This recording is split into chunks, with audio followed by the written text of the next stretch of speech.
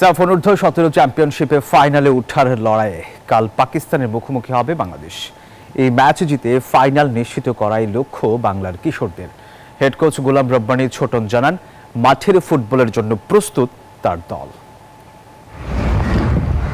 শিরোপার নেশায় ফুটবল মাঠ কাঁপাচ্ছে বাংলার কিশোররা। সাফ অনূর্ধ্ব 17 চ্যাম্পিয়নশিপে নেপাল শ্রীলঙ্কাকে উড়িয়ে দিয়ে এখন ফাইনাল খেলার স্বপ্নে বিভোর বাংলাদেশ।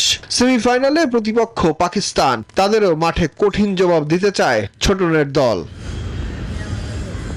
যুক্তরাষ্ট্রের 1 নম্বর জিম চেইন গোল্ড জিম এখন আবারও বাংলাদেশে।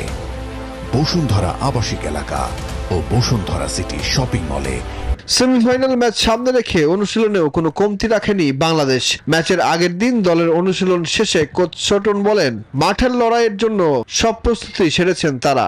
প্রস্তুতি, পরিকল্পনা এবং আমাদের আত্মবিশ্বাস ভালো ছেলেদের। তো আশা করি যে আমরা জয়ের জন্য মাঠে নামবো এবং জয়লাভ করে মাঠ থেকে ফিরব। অধিনায়কও স্বপ্ন দেখছেন পাকিস্তানকে হারিয়ে শিরোপার পথে আরো এক ধাপ এগিয়ে যাওয়ার।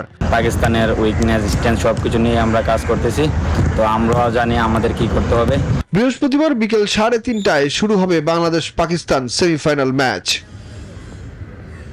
সুখন সরকার, নিউজ 24।